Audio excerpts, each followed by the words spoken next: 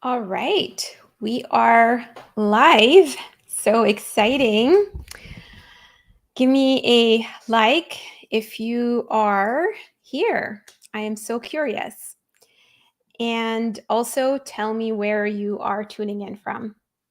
I am so excited right now to talk to you about how to quantify your achievements. All right. So I'm just doing a test on the sound.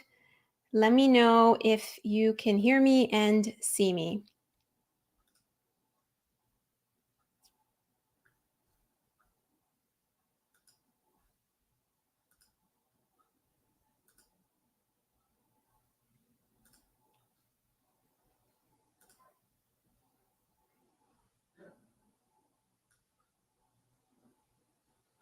Yay. Who can see me right now? Yay. Okay, wonderful. Thank you so much. I am so excited. Thank you for confirming. Wonderful. Yay. Okay.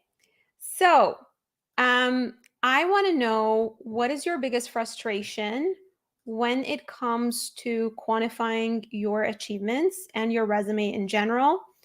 This will help me determine what I'm going to talk to you about today. So, do me a favor, put in the chat what your biggest frustration when it comes to your resume. All right. And for those of you who are posting cheat sheet, cheat sheet, cheat sheet, yes, you will get the cheat sheet if you stay till the end.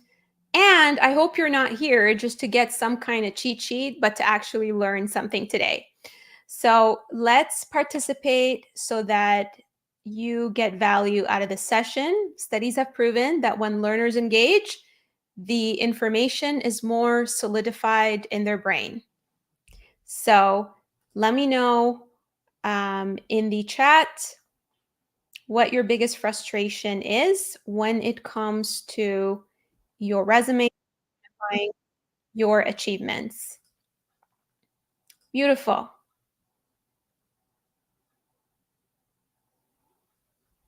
All right. Beautiful. I see a few comments here around how much back to go for work experience, how to quickly tailor a resume based off job posting. As a news editor and curator, I've been trying to find ways to quantify my resume. This is excellent. Okay, so I'm going to get started since we've warmed everyone up. Keep posting in the chat as you think of questions. I want this to be collaborative. I want to make sure that I answer your questions. So, well, first of all, I'm going to introduce myself in case people don't know who I am.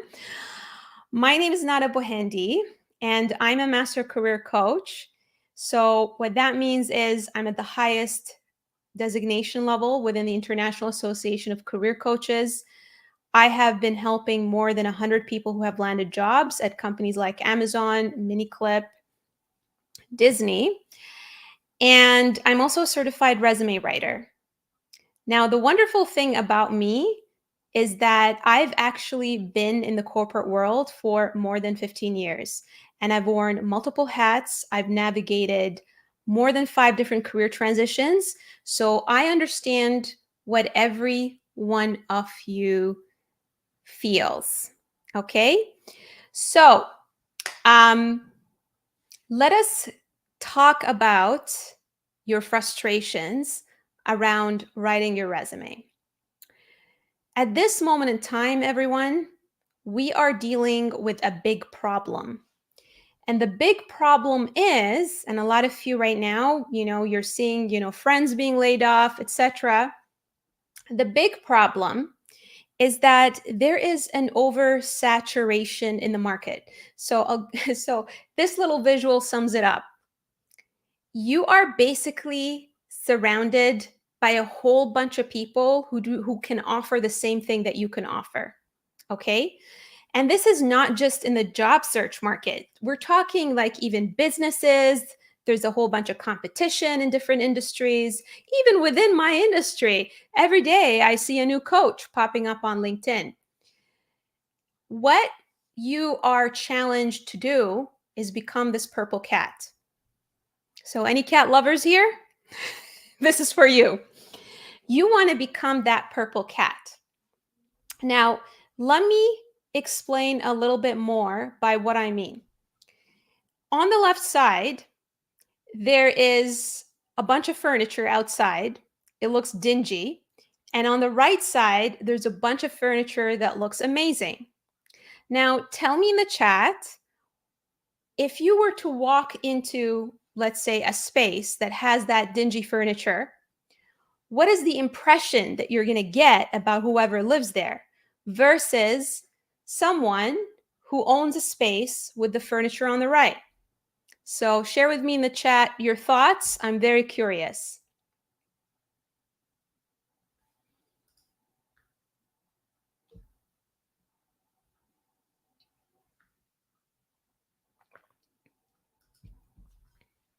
So what is the impression that you would get if you walked into a space where there is this dingy furniture on the left versus the furniture on the right? What is the impression that you would get walking into that space?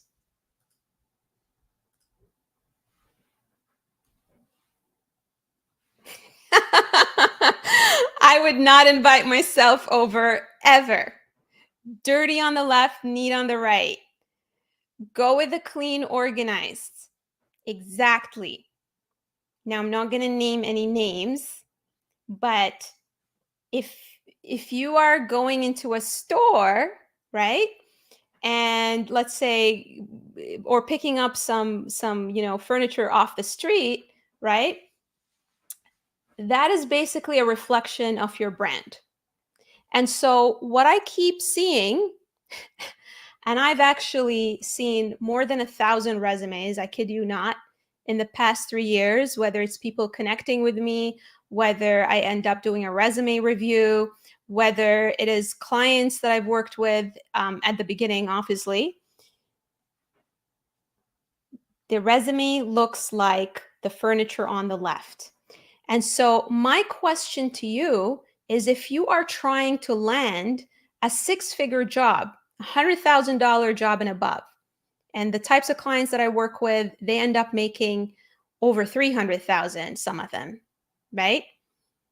Your resume is a representation of you, and it is kind of like what those pieces of furniture reflect. And so this is something to think about. So all of this stuff that's out there around, oh yeah, the reason you're not, getting interviews is because of a bunch of bots, some mythical bots that are hiding. Let's think logically here for a minute. It's not because of bots. The application tracking system is a CRM system. The reason it's called tracking and not screening is because it is used by recruiters to organize applicants. And I have interviewed a number of recruiters. In fact, one of my lives, if you go in and check in my profile section, you'll see that I collaborated with Shanae, who is a recruiter from Microsoft. And she confirmed to me that all of the resumes are screened by actual human beings. I've also had conversations with people who sell these application tracking systems. And the way this works is a human being screens your resume. And a big reason why you're not getting interviews is because of what's going on in this photo. And because you're not the purple cat. Okay? So that is the reality of the situation that I've concluded after helping more than 100 people land jobs. Now, the other reason that your resume looks like that and it doesn't make sense and it's not convincing the recruiter or the hiring manager that you can do the job is because some of you end up thinking, yeah, I want to get into product management, or yeah, I want to get into, I don't know, agile coaching, or I want to up level. I want to get promoted. I want to get a 20,000 salary increase or 50,000 salary increase. So what you end up doing is you jump into action. And a lot of you are great at your jobs, especially within tech. And you all know that step number one before you go into building a product or helping a team is running a discovery, is asking questions, right? Rather jumping into solutioning. But for some reason, many people jump right into solutioning. You go from, I got to pull a resume together real quick and I'm just going to go and apply.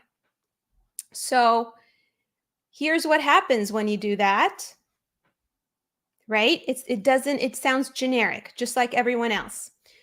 So who feels like they can identify with this, going from step 1 to step 5? Hey, Robert, how's it going? Who can identify with that? I'm so curious. Who feels like they are in a time crunch and they're frustrated and they plop a bunch of stuff in a resume template because they're not sure how to come up with stories, pick the right stories, and build a resume that aligns with what a hiring manager is looking for? I'm curious. Okay, cool. So, fortunately, I come from the consulting world that is heavy on sales. Okay. So, yes, I totally hear you. Due to the layoffs, due to urgency, when you're nervous, when you're frustrated, when you're scared, when you don't know what you're doing, you end up rushing into things, right? And who doesn't love a good shortcut? You're right, Robert. Sometimes we feel like we have to take shortcuts. Um, so let me talk to you about the purpose of a resume. The resume is a marketing document, and it is basically like the front of a store. If you're walking outside, there's a whole bunch of stores. And just like I gave you that analogy of the ugly furniture and the beautiful furniture, what's going to attract you into walking into the store and exploring whether a product is the right fit for you, right, is the storefront. And the purpose of your resume, it's kind of like a lead magnet. You're trying to attract recruiters so that they can engage with conversations with you. And so you need to build your resume in such a way that's going to elicit curiosity and that's going to want a recruiter to get on a call with you or a hiring manager to get on a call with you. Okay, now this is no different than a sales process. This is no different than selling. And I happen to come from an environment that was heavy in sales at the beginning of my career. I worked for consulting companies, and the way consulting companies work is that they have to pitch to a gazillion clients in order for them to be convinced to work with them. One of these companies that I worked for was Deloitte. Okay. Now, Deloitte is one of the big 5 consulting companies that have a very high closing rate. They win bids all the time. Now, let me tell you how they win bids is because, and let me make this big, is because they have case studies, proof of success. They have case studies that demonstrate that they have done similar work for another client. Who's familiar with this concept of case studies? Some of you are in UX design, you have a portfolio, you show samples of your work, right? So you're familiar with case studies. And some of you have been working at organizations. Robert, there you go. This is why we get along. Similar background. You worked for Deloitte too. If any of you were to go on a company website that provides services to clients, you're going to see case studies, because case studies are used to show that an organization has done similar work in order to convince prospective clients. Okay? Now I'm going to give you an even simpler analogy. Very simple analogy. If you were to shop around for a doctor, how are you going to choose a doctor? Are you going to choose them because they'll tell you that they can ensure that your surgery is successful? Or are you going to base the decision based on them telling you or showing you examples without naming names of patients, of similar patients who had a similar issue and how their surgery was successful? Maybe you're going to even ask them for their success rate, right? So tell me in the chat, what type of doctor would you want to work with? A doctor who tells you that they can help you, or a doctor who's able to give you, using data, a success rate and a few examples of similar patients going through the same thing that you're going through and how the surgery was successful? Tell me which one you'd work with. The person who can just tell you, or the person who shares with you case studies? Very curious. Yes, case studies. Agreed, Allison. Yes. You want to show your wins. You want to show you have a success rate. And I am teaching you how to drive your own career like an entrepreneur, instead of being like the herd out there, the gray cat, right? That's what I'm teaching you to do. That's what makes people stand out. And that is how you can land higher paying roles. When you show a success rate, when you show data, when you show facts. Some of you may have seen one of my posts today around the wedding planner. If you were to shop around for a wedding planner, you're going to be interested. The types of questions you're going to ask to make your decision is, hey, have you saved time? Are you going to save me time when you plan my wedding? Are you going to be able to help me plan the wedding early and on time? You're going to ask for cost because, hey, I'm going to be honest with you. Every single human being, there's a part of us that is money driven. Okay. So let's not beat around the bush.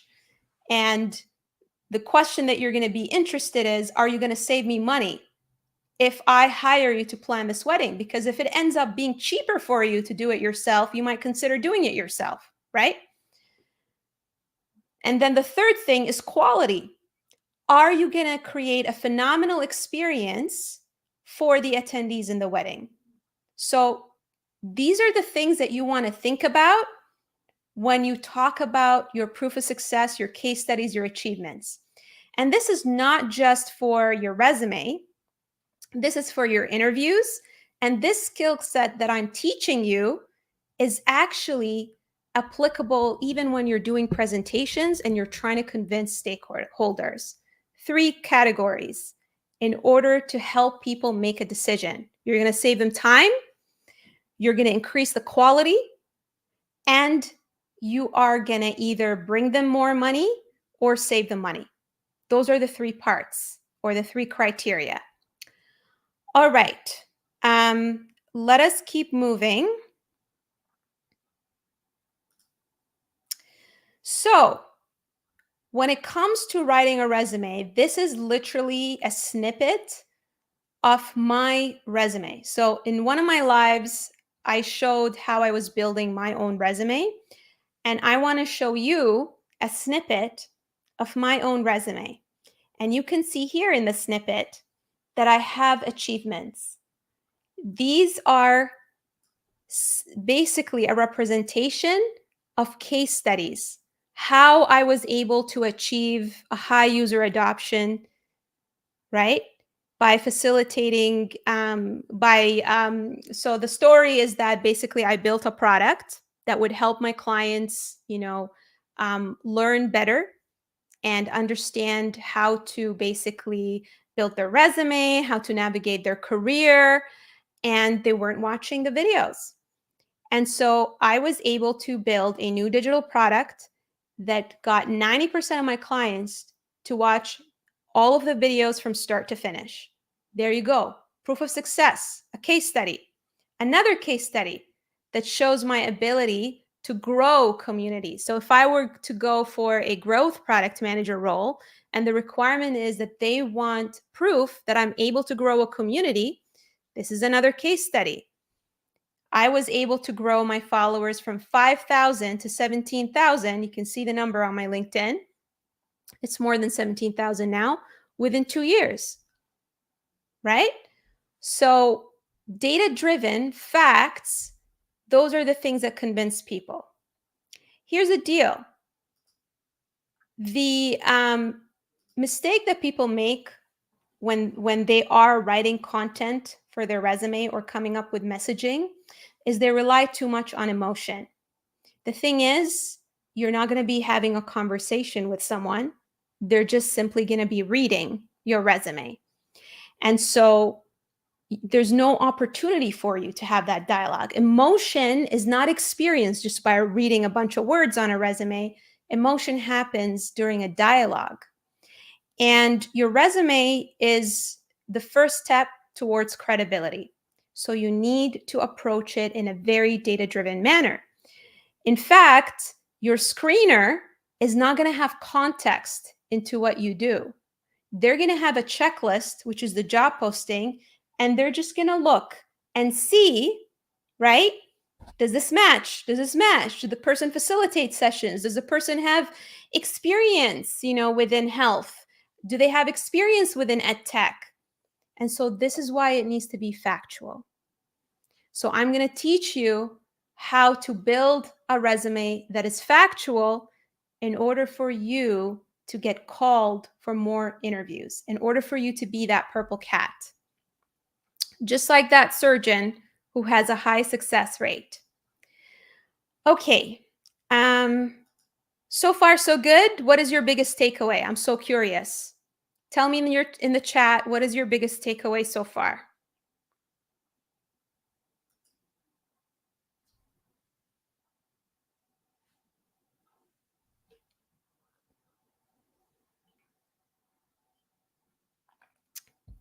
Thank you, Omar. I've been doing it for so long that it's just, it comes naturally.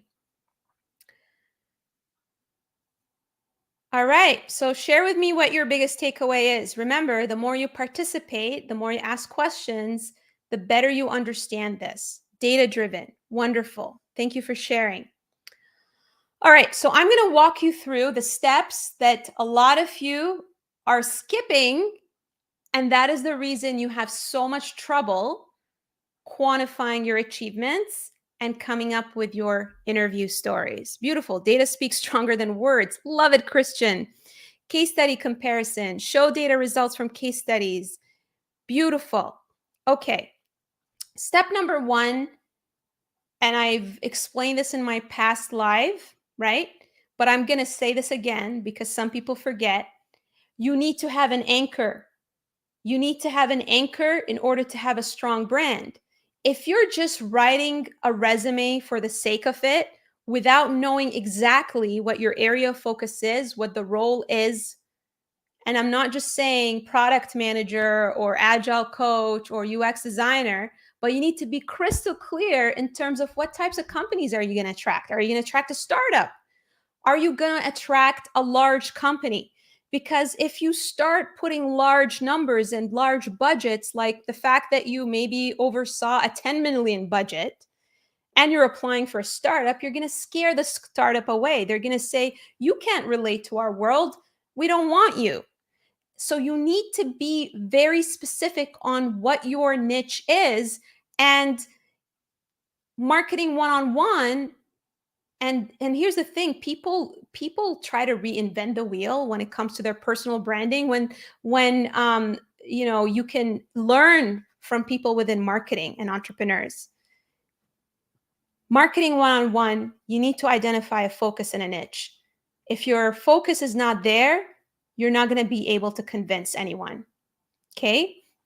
So I have a career archetype quiz that helps people determine that. And based on my career archetype quiz and me actually doing it myself, the result was that I really should be a product manager. Now, I wish I had that career archetype quiz because I suffered doing all these different jobs that I hated. And if I had that quiz, it would have saved me years of misery. And this is also why I'm an entrepreneur, is because I'm a creative person. I love building products. I love digging into people's pain points and solving their problems. And so the career archetype quiz helped me determine that my ideal job is a product manager role. So that's step number one that most people skip.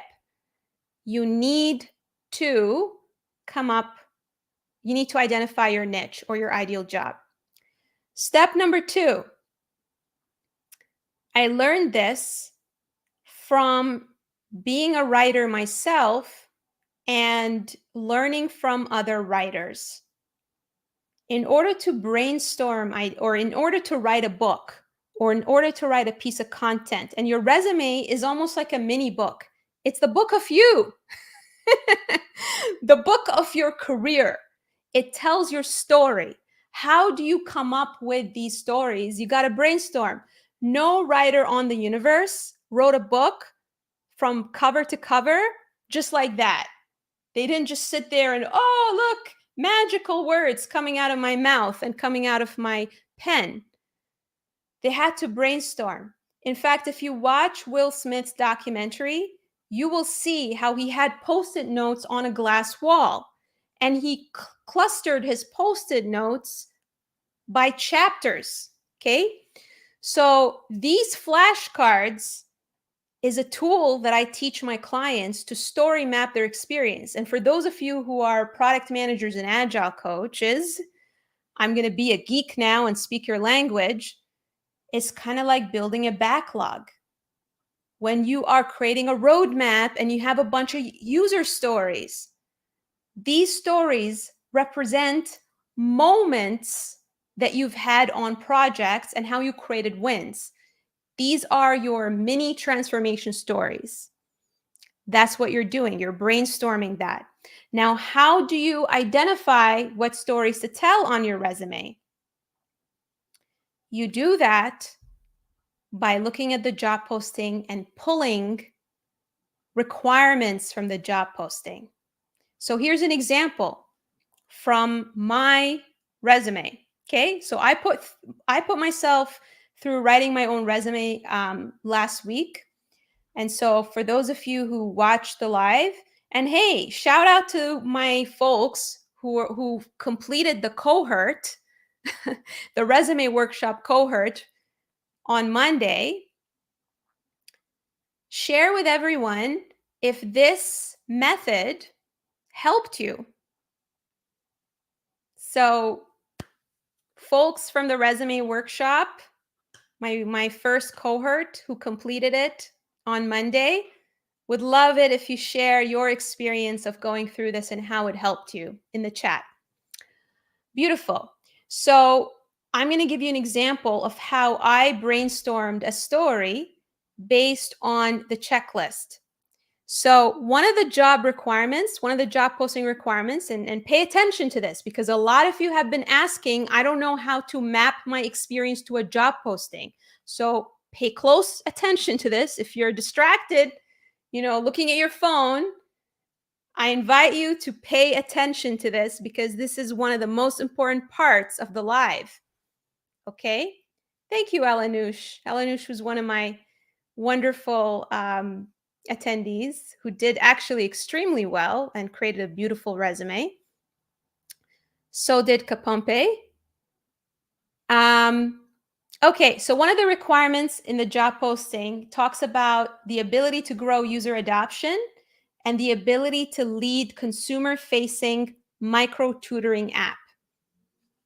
These are two requirements out of the job posting. So I had to brainstorm a story where I was able to grow user adoption and build a consumer-facing app. Now, within my business at Unleashing Your Awesome, I can think of that. I built a user-facing app that helps people learn how to navigate their career. It takes them through different lessons, and it creates a great experience for my clients.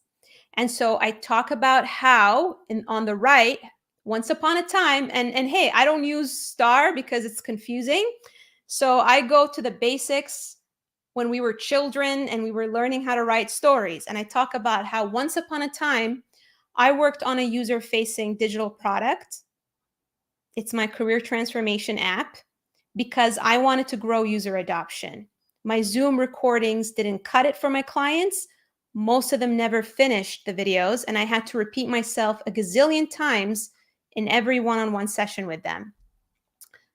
This was for, and I'm giving context here because when you're writing your stories, the recruiter is going to want to know what kind of app, who was this for, right? In order to show relatability to the company. So this was for clients across US, Canada, Mexico, UK, and Australia to help them up-level their career. What does that show the recruiter? It's impressive because it shows geographical span, factual data, and some detail and specifics that doesn't make your story generic. So here's what I did to fix this. I facilitated ideation sessions to understand my client pain points. I interviewed people who landed jobs with me and asked them what worked and what didn't work. I scripted and recorded professionally filmed videos that addressed these pain points. And in the end, I achieved a 90% user adoption rate, right? So there was nothing fake about it. There was nothing made up. Notice how my actions incorporate things that a product manager typically does. Notice how my story answers the question in the job posting of, give me a case study of how you grew user adoption. I did it through this case study, and I grew my user adoption at a 90% level. Do you see how I connected the dots? Most of you skip this part. Most of you skip this part and expect that you're somehow going to magically come up with an achievement and quantify that makes sense. It's like you're trying to run before you walk, and that is the problem. It's a continuous process. It's a continuous process, and you have to do it incrementally, because even if trained writers need to do this and brainstorm ideas, you need to do that as well, because most of us are not trained writers. Okay, once I do this and brainstorm this for all of the different job posting bullets, now I can translate them into my template and into achievements. And by the way, even as a trained resume writer who has written more than 100 resumes, okay, I still went through this to be able to create a quality resume that makes sense, that looks like the furniture on the right that I was showing you earlier versus dingy furniture. If I were to apply for a products and partner manager role or a growth product manager role, I'm going to get a call because that's how my resume looks like. It's impressive, it's real, it's authentic. I didn't stuff a bunch of keywords. Cool. I'm going to give you a few case studies. Anyone want to see examples of actual clients and how I help them brainstorm their achievements? Tell me in the chat if that's something you're interested in. If not, it's okay. I'll just go home. So tell me in the chat if you want me to show you a number of case studies of actual examples of how I helped 3 clients come up with quantifiable achievements. Tell me in the chat if this is something that you're interested in.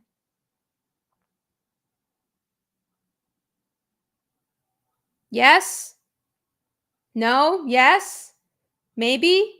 I need more excitement for me to keep going. So cool. Interested? Interested? Yes, yes, yes, absolutely. How many people? Let's see. 1, 2, 3, 4, 5, 6, 7 out of the 40. Hey, if I don't hit close to 40, I don't know if I'm going to keep going. Come on, let's hit a 90% adoption rate here for me to keep going.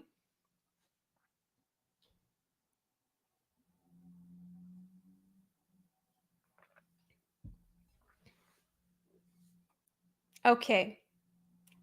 I'm convinced. I'll keep going. I'm going to give you 3 case studies. I'm going to give you the most complex case study first because this was a very complex career transition. A lot of you will tell me there was no way for my experience to be measured. There wasn't any way for me to know the dollar value of the projects I worked on. And I'm going to bust the myth right now. I worked with someone in the world of academia.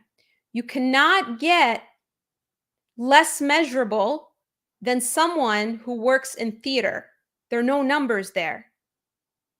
Yet, we were able to quantify her achievements. Okay?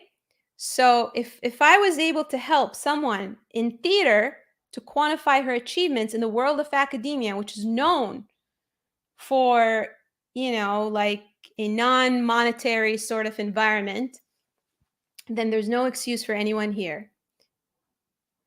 So this is one of my clients who broke into tech, starting as an assistant professor in theater to learning consultant and getting promoted within a year to content manager within a tech company.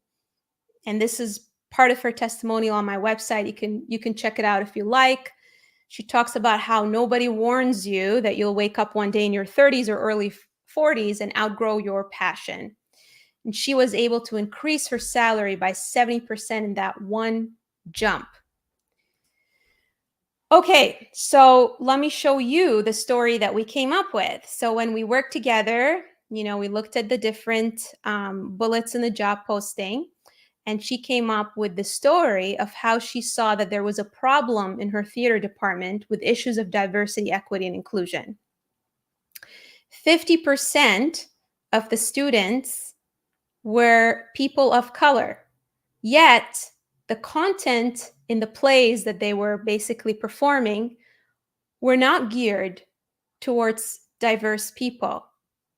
And this was for a university audience of 1,200 students. So she talks about what she did to fix this. She reached out to writers of color to get play content. She pitched to writers of color.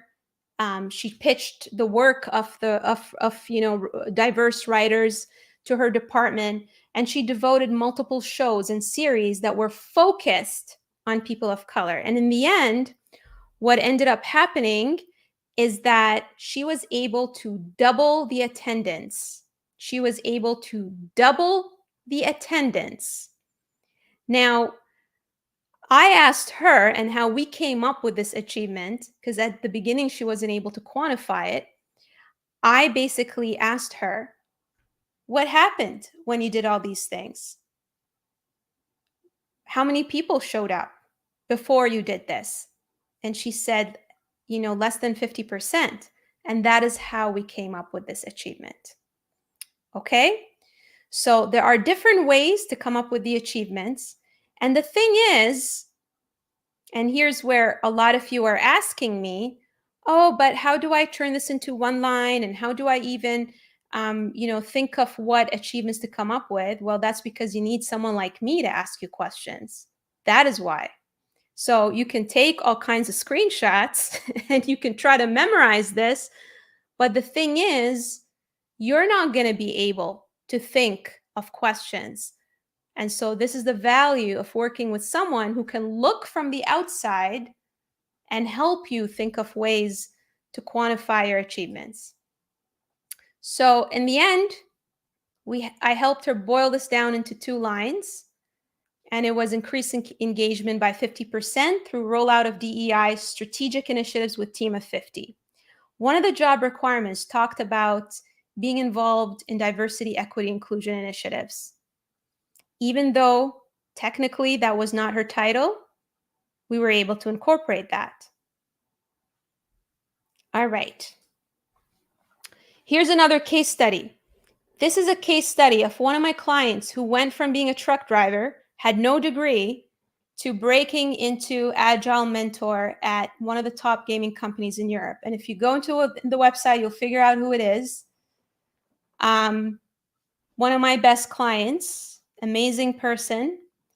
I am busting the myth right now that you need a gazillion certifications, you need an MBA, you need all these crazy things that people say you need in order to get into product manager roles or to even get into agile coaching roles. My client didn't have the title and he got in. And this is his testimonial right there to show you that I'm not making this up. All right. Here's the example. Once upon a time, I was in the middle of a sprint. And by the way, he was not in a super agile environment, but they were building, things iteratively. He was only in this company for 3 months, but we were able to position it the right way. So anyway, he was in the middle of a sprint. The product owner pulled him aside because the product owner wanted a major change in the features. Who has been in that situation where they're a scrum master, they're guiding the team, they're happy, they're productive, they're building things, they got into a rhythm, and now the product owner walks in and says, I want to change the whole thing. Who has been in that situation? Maybe you're not in agile and you've been in that situation. You're working on a project and then people higher up come in and say, hey, we want to make a change. And now you're in a position where you have to do rework. Most of us have been in that situation. Come on, tell me, tell me you haven't been in that situation. There's no way. There's no way. Most of us had to deal with that situation. Okay, so here's what my client talked about in his story. As we were talking through it, he remembered that he was concerned about the rework and the team's morale, right? He was concerned about the team's morale, even though this feature is important and useful and it would increase the user engagement. At the end of the day, as an agile mentor, as an agile coach, or as someone who's going for that avatar, he wanted to highlight in his story, because your story should not reflect the present you, it should reflect the future you. So maybe at the time he didn't realize that, but I helped him realize that what he was doing was he was caring about the team's morale. And this is what we need to talk about. That's the relevant piece that we need to talk about. We didn't get into the weeds of building the product. We tried to align it to the avatar of Agile Mentor. And this is why I talk about how it's important to identify your ideal job, because if he was a product manager, we would have focused in this story on the aspect of how he built the product. But instead, we shifted from the perspective of an agile mentor. It's all about the team health, and I helped him focus on that aspect. This was for a gaming product, and here's how he fixed it. He facilitated conversations. He helped the team story map the features so that they can visualize the scope. And he ensured that the team was part of the decision making to empower them, and so that they can control the level of effort when it comes to building the features. And in the end, he was able to deliver 50% of the working product within 3 months. My client was concerned when he was working with me about the fact that he only worked with the startup for 3 months. He was concerned that he would not be able to get a job because of that. Yet, we found a way to show a win, and he ended up getting hired. So that is the power of working with someone who can help you reframe your experiences in a way that is impressive. So this is the basically final achievement is delivered 50% of working product within 3 months by guiding teams during backlog refinement and sprint planning. Okay, I'm going to go with the last case study. This is actually a case study of someone who completed a boot camp, a UX boot camp, and was trying to use one of her projects and put it on the resume. Even though this was not a paid project, this was a project she delivered during her boot camp, we were able to help her present it. And as you can see, not only did she break into UX, but she broke into an intermediate product designer role at her dream company. And so her story was that she was working on this design for an app as part of her boot camp. It's a parking app. She noticed that there were many negative reviews as she was doing her user research. And this was for City of Toronto users who commute by car and need to pay for their parking. And the things that she did were basically coming up with prototypes to solve the user pain points, conducting user testing to gauge the effectiveness of the new design. And in the end, the design that she created potentially could, if used by actual users, it would reduce the user travel time by 90%. We were able to quantify that because in UX, it's all about decreasing the number of steps. So we counted the number of steps that a user would have to take if this app didn't exist. And then we counted the number of steps that this new design takes the user through. And that is how we came up with the 90%. Okay. So I want to share with you something beyond the fact that when you're good at your messaging, not only do you create beautiful resumes, but you can apply this to many areas of your life. So as you can see here, this is a screenshot of my LinkedIn analytics. In the past 7 days, I have gotten 135,000 post impressions. That means 135,000 eyeballs have looked at my posts. This is the number of followers I have. This is the number of times I appear in search results, because I understand the LinkedIn algorithm from a job seeker perspective, definitely. So if people search for career coach, they'll find me. And I've gotten more than 10,000 views in 90 days. This is the power of being great at your messaging. I walk the walk in order to be able to help my clients using innovative techniques versus the outdated stuff that other people teach. And this is a post that I have. You'll see it in my feature section. It has gone viral. I have over 2,000 likes and 145,000 people have seen this post. Okay, so my question to you right now, you're going to fit into two categories. There's a category that's going to be obsessed about the template. And by the way, yeah, you'll all get it. That's fine.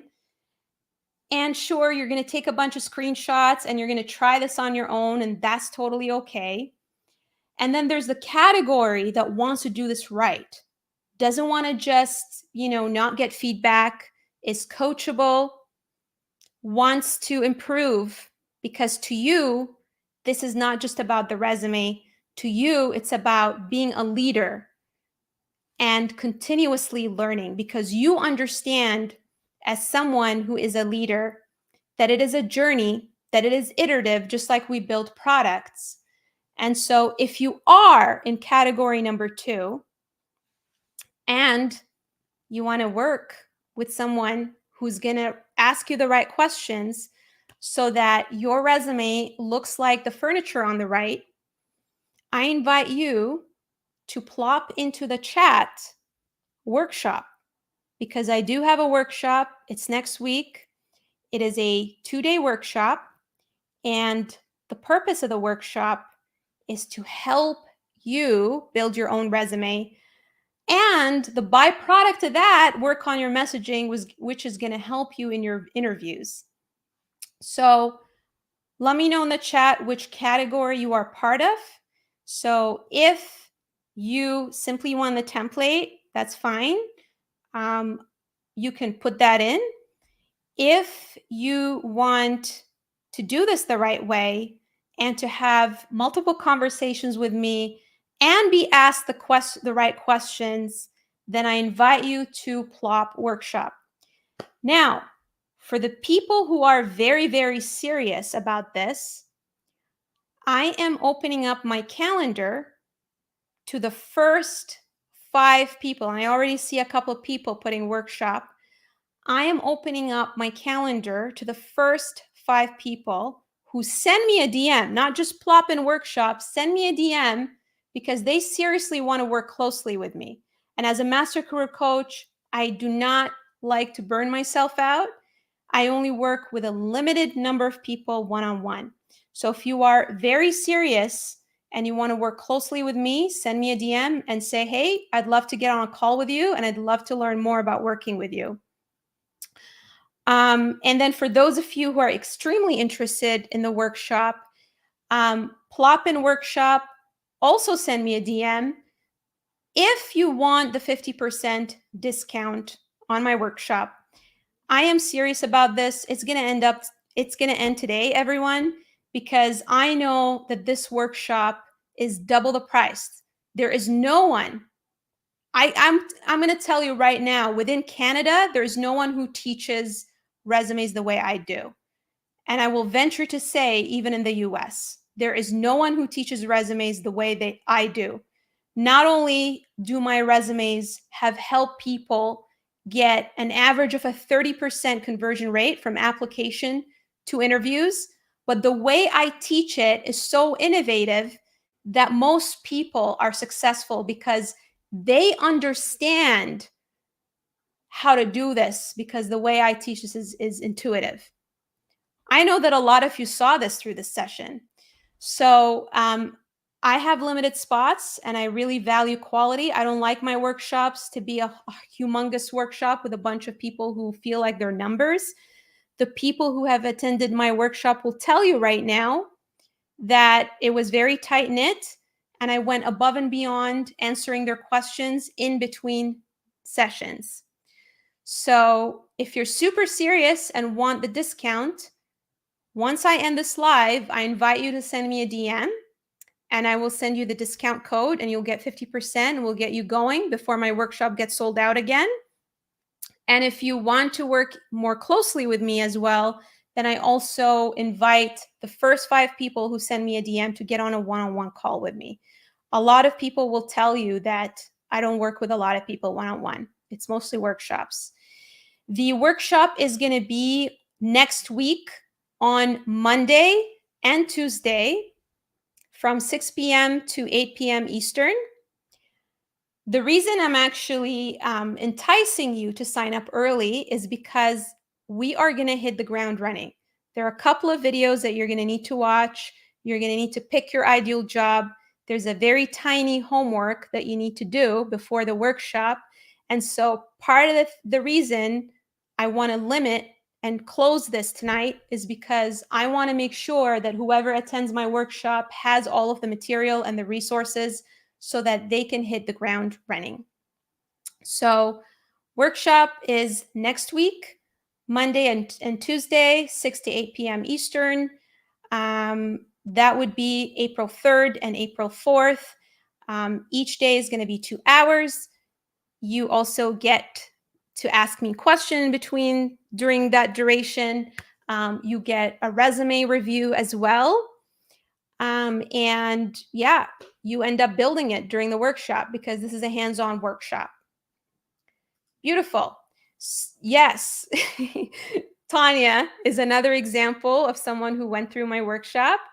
And from what I understand, Tanya, you got a lot of value. So let me know if you want to get on the workshop. Send me a DM on my LinkedIn.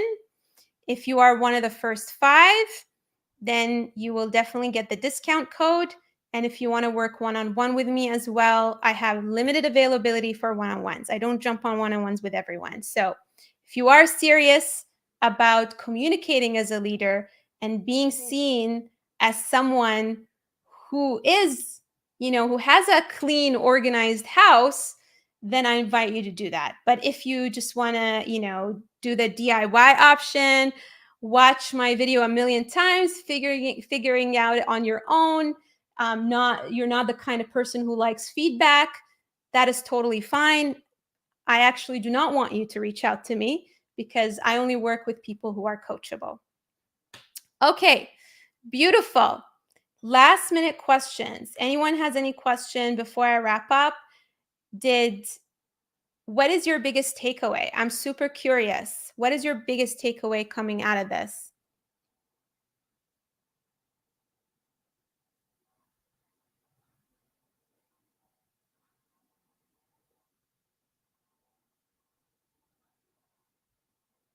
And I'm just scrolling up to see some of the stuff that you all have to ensure that I have answered a lot of people's questions. Quantifying does not need to be monetary. I think we've seen that through some of the case studies. Um, the metrics are going to be need to be relevant to the type of profession you're in. The guideline would basically be think of quantity, quality, and time metrics in order to quantify. You do not need to change your resume for every application drastically. This is why I coach people to identify their ideal job, because guess what? 70% of the job posting will be the same across the board.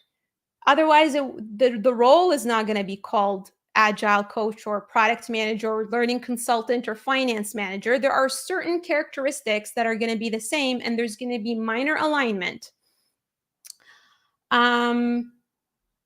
Beautiful.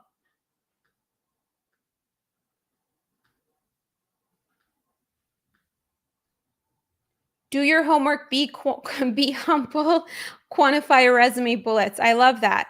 The true transformation is definitely when you tell your own story. I would not exceed 3 bullet points.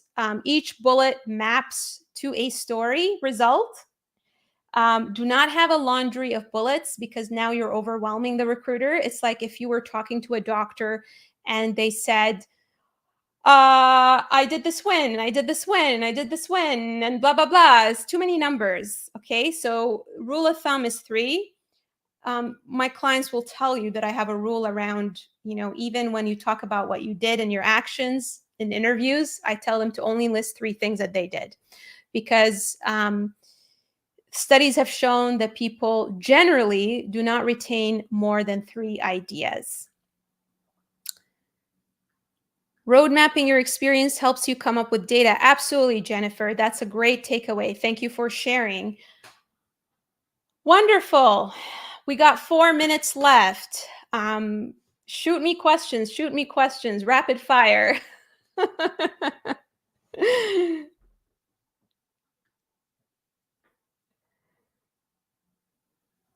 How do you get to 3 things or bullet points? Yes. So, Roseanne, this is why I tell people, as much as I can give you step-by-step instructions, these are things that happen through conversation. It's really hard to give people a boilerplate. In the workshop, what happens is you get paired up with other people and you get to talk through with someone in order to get the information out of your head. And then after you do that, I basically go into the different breakout rooms and I give you ideas on which of these bullet points are the best ones. And you also get the opportunity to ask me questions in the Slack that is dedicated to the workshop. And I also review your resume. And that is how we ensure that you have the right 3 bullets. Because this is not Chat GBT. This is like me, a human being who brings in a background of recruitment and corporate knowledge to guide you through this, especially as someone who understands what you've done as a project manager, because I was a project manager myself. All right. Proper presentation is key to selling your values. Absolutely. Absolutely. I agree. All right, friends. I am going to drop off. Thank you so much for joining. And reminder, the 50% early bird discount ends tonight. So if you procrastinate, I've had people who procrastinated last time and then came back to me and I said, I'm sorry, it's sold out. So if you're serious about this and you need my guidance and you want to do this the right way, this is your opportunity. If you snooze, you lose, as they say. So send me a DM. Let me know that you want the workshop and I will ensure that you are part of it. Otherwise, also, let me know if you want the template. And then if you really, really, really want to be part of my amazing community and work with me one-on-one, then also let me know. I have very limited one-on-one spots available. All right, everyone. Thank you so much. I really appreciate you. I hope you learned something listening to this, and I hope you put into action and it doesn't become yet another training session that you attended and didn't, implement the information. I hope you have a wonderful night, and I'll see you in my next session. All right. Bye.